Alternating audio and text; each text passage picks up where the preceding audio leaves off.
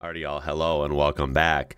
We're taking a look at Land Rover again, this time looking at old adverts or commercials for Land Rovers. And, you know, I've looked at a couple videos learning about the brand. I really like the older ones, especially like the Defender, though I am equally impressed with even some of the newer, like Range Rovers are quite more capable than one would think, as you usually see them in fancy like U.S. city environments here in the U.S. But these things are serious business. I've heard their advertisements were pretty iconic and interesting, so we're going to take a look at some that I was, able to find with some help, and I really appreciate that. And all of these will be linked down below, so you can watch these and browse their channels and stuff.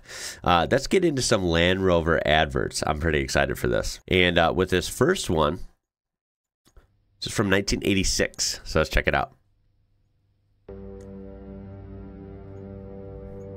Dude, those things are awesome. I'll admit it. They're just cool, dude. Very rugged.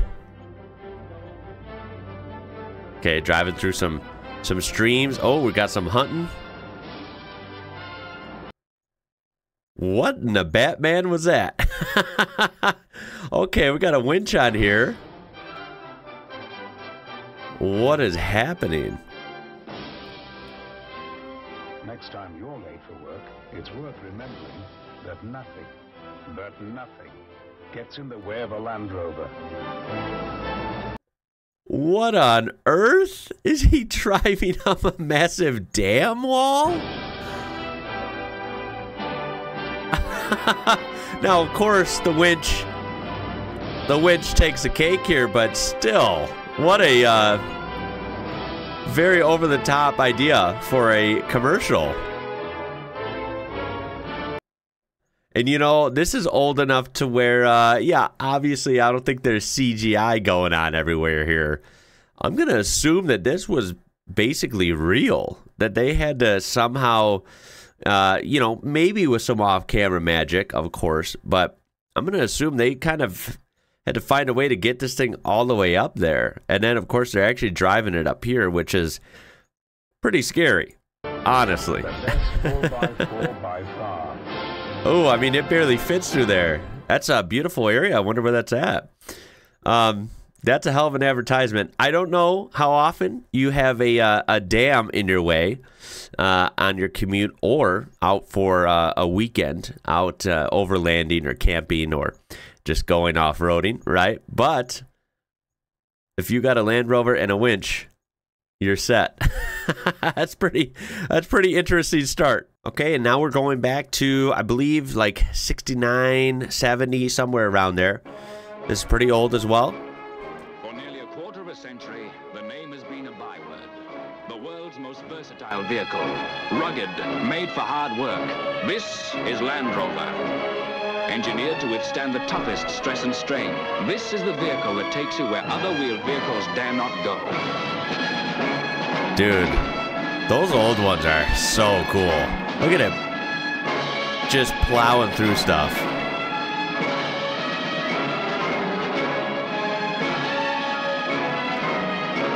With a non-rusting aluminum alloy body, four-wheel drive, 8 forward gears through... Whoa, did you say aluminum? 8 forward gears through a double... Back then? With a non-rusting aluminum alloy body. Yeah, aluminum, which I know the rest of the world says. We say aluminum here. This was that long ago, and these were made of... I'll just say it, okay, so everyone doesn't get mad at me. Aluminum? That's crazy, because here in the U.S., of course, that's not as common, although it's becoming more common only recently. And I remember Ford trucks, right? Everyone's probably heard of the Ford F-150, right? It's like the best-selling vehicle ever here in the U.S. They made a big deal, and I believe it was literally as recent as, I think it was like 2016, 2017. That's how far away from the 60s or 70s we're talking here. All the way over here in 2016, they made a big deal about, oh, we have an all aluminum Ford F-150. So, of course, the sales pitch is, oh, it's going to be nice and durable, and it doesn't, it's not going to rust, right? Yeah, I think that's funny from my perspective, always hearing the big deal from Ford about how they went all aluminum. And hearing this advertisement from ages ago that this Land Rover was all aluminum in, like I said, 60s, 70s. I'm not exactly sure, but that's kind of impressive. I think that was probably a smart choice. How did that hold up? Because aluminum doesn't rust, although it can basically corrode, like in a different way. I'm not like, a scientist on that type of stuff, but yeah, I would love to hear how these held up. Was that a good choice, you think, by them? I think it's kind of cool. 8 forward gears through a double reduction gearbox. Wow. A unique combination of gear ratios and final drive that puts maximum torque through the wheels. Yeah. For positive grip and traction when the going is tough. Yeah, that's one thing I've learned. Land Rover. Now, that's one thing I would not suggest, even if you're in a badass vehicle like that. But you know what? I bet this thing could take it. I love the looks of this thing. You already know that. I love how simple it is, that iconic shape. I love how durable and strong and rugged it looks. Land Rover. This car is not fooling around. This thing is built for a purpose, and it does that purpose very well. And that's what I like about these Land Rovers, especially these older ones. And what I also like is they were stacked, man, with all these different, true 4x4 systems in there, and then their transfer cases and all these different speeds and ratios. That's one thing they really are stacked with, and it's really impressive. Hopefully this music isn't copyrighted. Let's just hope.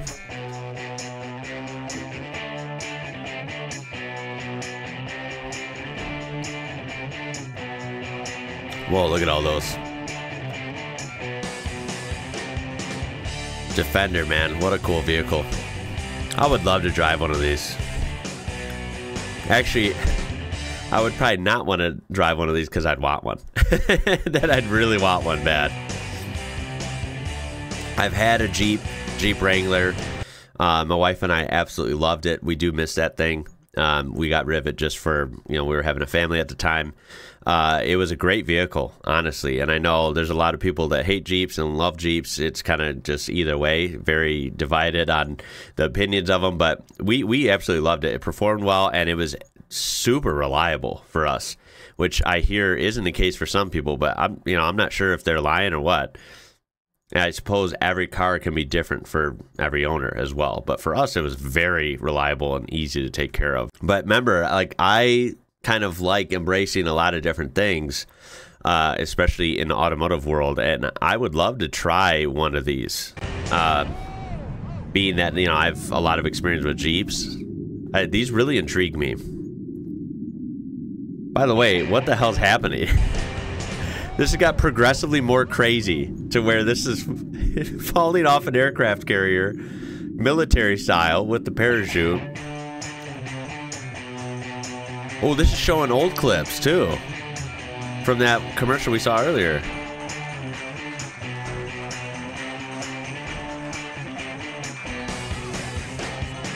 Whoa. Look at that. Just saw that tire flex? That was a tough course. A lot of these show an emphasis on going through water, which is one of the freakiest things and really what separates, the men from the boys when it comes to off-road vehicles, right? If you could go through some deep water, that's a serious machine. I'm assuming these are good at that. I mean, we've seen that in a couple videos I did look at learning about these and seeing what they're capable of. Wow.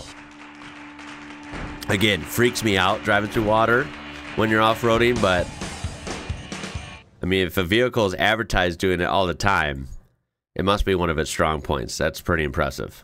Okay, this is from the 80s. The audio is really weird, like mono on this one, so bear with me. The Land Rover 110. Oh, I like that a lot. See, I know the Defender's probably like the most famous one and probably one of the best ones, especially with that shorter wheelbase. Don't get me wrong, absolutely love it. I almost gravitate towards this more because it's a little bigger and it's got that aesthetic, right? Like almost a better stance, being a little stretched out. New technology fuel injection pump, now providing 67 horsepower, increased torque, better fuel economy. Hey, I am a fan of crank windows. They never break. Sign me up. Those are, you just can't find those anymore. Look at that. Sliding windows? What? A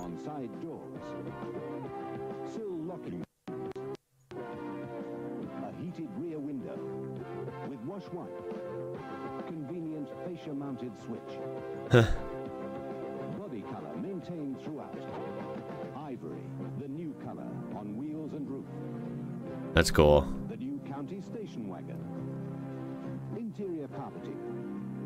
New dual-tone highlight stripes. Gotta love the 80s with the graphics and the stripes. That thing is awesome. Thing is hella rugged, dude. Looks like you could fit the family in that too.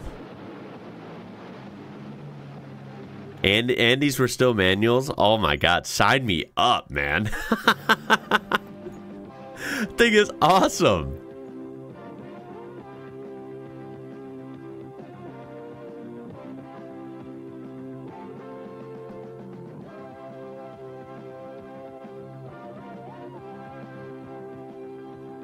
Wow. Very simplistic inside, which is what you want. Again, this thing is not, you know, trying to be something that's not. This thing is a rugged, tough, you know, off-roading vehicle. It's so funny nowadays how people use, you know, modern like Range Rovers and, you know, G-Wagons and stuff, right? They're usually not used at all to their capability. They're not taken out of fancy streets and parking lots anymore, and they're totally, you know, jazzed up with all the luxuries you could ever dream up.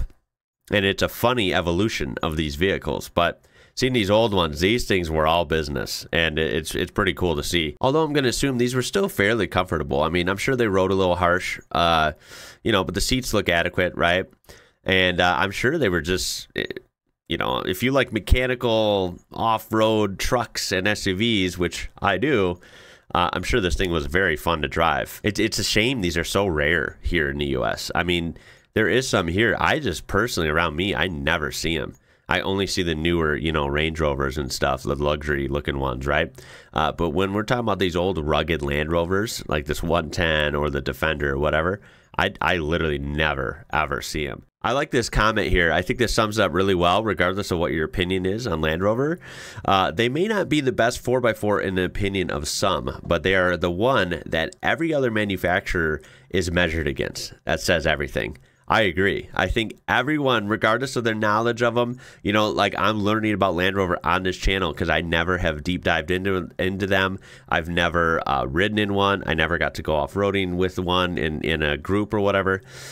So I'm learning a lot about them, but I'm not going to act like I don't know of Land Rover. Of course I do. They are a main player in the game, right? In the automotive world in general, but especially in the, you know, SUV, rugged vehicle, off-road vehicle world. Everyone knows Land Rover. They're kind of the golden standard, right? And that should say a lot for sure. And then another comment I just read, I missed this, so I'm going to show it real quick. They said this is one of the best slogans ever. They said the best 4x4 by far. And that's actually genius. I didn't catch that. I'm ashamed of myself. I didn't catch this when it showed it. But I get it. 4x4, right? 4x4 by far. That is actually really, really cool. That's a iconic slogan. I wonder if they still use that or how long they use that. That is really genius. I like stuff like that. That's a cool one. But I'm going to cut it there. That is probably just the tip of the iceberg on Land Rover advertisements. I've heard a lot about them, and I've been meaning to take a look at them for a while. And that was, I think, a good taste. I mean, I'm sure there's a lot more. So any iconic ones that weren't featured here that, you know, I should take a look at, I do appreciate all the suggestions you guys give me. So please, you know, let me know. And, of course, do you remember any of these? Did you own any of these? What was it like? Like I said earlier, how did those aluminum bodies hold up over time? You know, I don't have a stance on those versus traditional, you know, metals used in cars, but I feel like they're interesting and maybe they're better. I'm just not sure because I don't have enough knowledge on that topic. But yeah, I'd be curious to know how that has gone for vehicles like that. I think in theory it makes sense if it doesn't rust, and it's usually lighter as well. But yeah, that's going to be it for this one. I appreciate you watching. My name is Ian. You're watching IWrocker. Until next time, y'all. Catch you later.